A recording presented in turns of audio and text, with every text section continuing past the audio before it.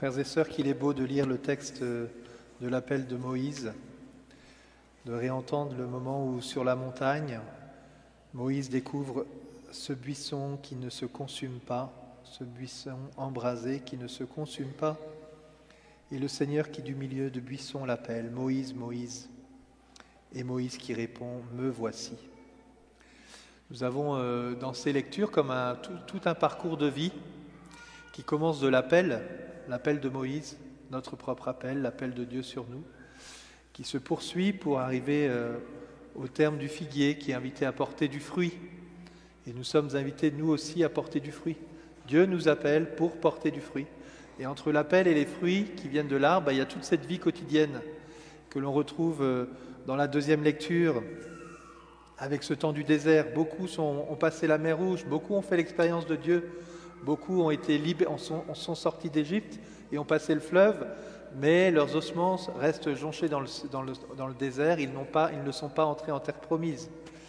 Et voilà, les textes peuvent être un peu aussi, la parole de Jésus est assez forte, hein. Si vous ne vous convertissez pas, il vous sera fait pareil que ces personnes qui sont mortes, ces Galiléens qui sont morts, massacrés par Pilate ou autres.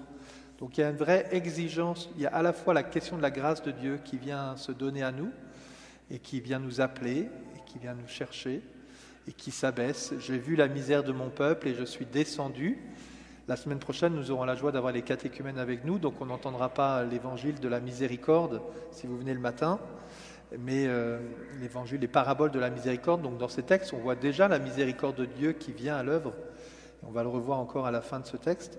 Et puis il y a cette exigence de la conversion, c'est le sens de notre chemin de carême. Nous voulons nous convertir, nous reconnaissons qu'il y a des points dans notre vie où nous aimerions nous convertir, parce qu'on n'a pas envie que nos ossements restent dans le désert, quoi. Nous, on veut passer en terre promise, on veut aller à Pâques, on veut rentrer dans cette joie de Pâques. Alors, comment nous tenons l'ensemble de ces points, et puis surtout comment nous vivons cette période qui est l'essentiel de notre vie, qui peut être un peu comme le désert. Dieu nous conduit au désert, et on n'est pas encore au paradis, quoi. Enfin, je ne sais pas pour vous, mais on a tous dans notre vie des situations où on ne se sent pas encore complètement libre de toute chose, libre de toute épreuve. Et le début de l'Évangile est éclairant sur cette partie-là. Quand Jésus évoque ces Galiléens qui sont morts, est-ce qu'ils étaient de plus grands pécheurs? Eh bien, je vous dis pas du tout. Souvent, c'est une question de fond de notre vie. Intérieurement, on se dit, voilà, mais pourquoi il y a ces épreuves dans notre vie? Est-ce que finalement, j'ai péché plus que d'autres? Pourquoi, les psalmistes disent, pourquoi le juste prospère, le mauvais prospère, et moi qui essaie de suivre le Seigneur, je n'arrive pas, j'avance pas, j'ai des épreuves qui arrivent dans toute ma vie. Et le Seigneur ne nous dit pas justement dans cet évangile que ces épreuves sortiront, que nous n'aurons plus d'épreuves, que tout va bien se passer. Oui, nous aussi, nous aurons à passer par le désert. Mais qu'est-ce qui nous aide à avancer dans ce chemin? Eh bien, c'est cette présence de Dieu. Dieu révèle son nom à Moïse et il dit « Je suis ». Je suis. Il est.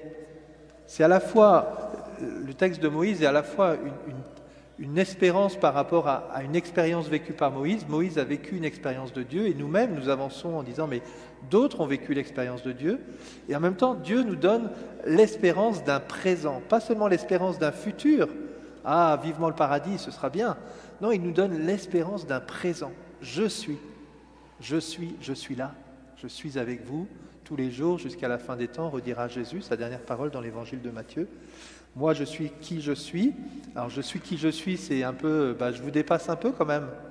Vous ne maîtrisez pas tout ce que je suis, mais aussi c'est cette présence que nous devons vivre. Et il me semble que cette présence est intéressante dans notre vie quotidienne. Vous voyez la parabole du figuier que nous sommes invités à vivre, eh bien, nous dit que le vigneron vient demander au maître, puisqu'il ne porte pas encore de fruits, eh bien, de pouvoir bêcher autour et d'y mettre du fumier. Alors, je me suis arrêté un peu sur ce fumier.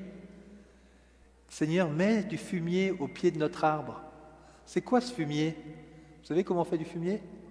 Je ne vais pas décrire tout, hein, parce qu'on est en ligne. C'est pas ce qu'il y a de plus beau qu'on utilise pour faire du fumier. En fait, on pourrait dire que le fumier, c'est tous nos échecs, tous nos ratés. Et en fait, nos ratés peuvent nous servir. Nos ratés peuvent devenir un bon fumier qu'on va mettre au pied de notre arbre en disant « Ah, je vais apprendre de mes ratés.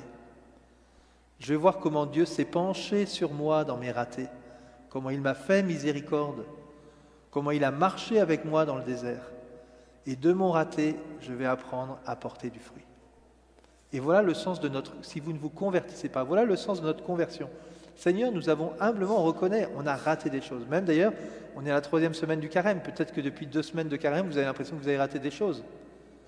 Ou que vous n'avez pas réussi, en tout cas, ce que vous aviez donné. Ben, c'est pas grave, on a raté. Et bien, utilisons la force de notre échec pour aller plus loin. Et voilà où la miséricorde de Dieu peut aussi venir nous chercher dans nos ratés. Et peut-être surtout dans nos ratés. Donc, recevons ces textes comme un appel clair à la conversion, mais une conversion peut-être qui nous décentre, qu'on n'est pas juste centré sur nos difficultés. Vous voyez, on peut regarder notre vie seulement sur « Ah, c'est le désert »,« Ah, c'est difficile »,« Ah, je suis malade », ou comme un appel à porter du fruit. Seigneur, tu m'as choisi, tu es venu m'appeler. Oui, tu sais que je suis dans le désert, tu le sais mieux que tout le monde, mais tu veux que mon arbre porte du fruit. Alors plutôt que d'être centré sur ma difficulté, je garde mon regard sur les fruits que tu veux que je porte. Ben, Seigneur, dans cette situation de désert, alors que tu es avec moi, comment tu veux que je porte du fruit? Pas après, quand je serai passé en terre promise, maintenant, dans ma réalité même. Vous voyez une parole de l'Écriture, des prophètes, qui dit « le désert fleurira ». Alors j'ai eu la chance d'aller dans le désert de Jordanie, là où était un peu le peuple, et de fait, à certains moments, vous voyez des fleurs, vous dites « mais comment ça sort ces fleurs de nulle part là ?» Il n'y a rien pour qu'il y ait des fleurs qui sortent, et il y a des fleurs qui sortent. Et donc, ne cherchons pas à porter du fruit seulement plus tard, mais demandons aussi clairement au Seigneur, voilà Seigneur, je désire, tu m'appelles pour que je porte du fruit. Et moi, je ne vois pas forcément beaucoup de fruits. Montre-moi comment je peux porter du fruit aujourd'hui. Montre-moi, Seigneur, où est-ce que tu veux que je porte du fruit? Une petite fleur, pas seulement des grands lys, de couvrir la terre de petites fleurs. Que ce parcours de carême, que nous vivons les uns avec les autres ensemble, eh bien, nous puissions nous soutenir dans l'espérance que Dieu est avec nous, que, comme le dit le psalmiste, nous pouvons le bénir, le Seigneur, pour tous les appels, ses bienfaits dans notre vie, que nous puissions le bénir parce qu'il pardonne toutes nos offenses, il nous guérit de toute maladie, et qu'il nous aide ainsi à fixer notre regard sur l'appel à porter du fruit en abondance. Et que ce fruit en abondance ne sera peut-être pas mon fruit à moi, mais ce sera notre fruit à nous, puisque nous serons abondants à faire pousser des petites fleurs. Que le Seigneur nous soutienne dans ce temps de carême. Amen.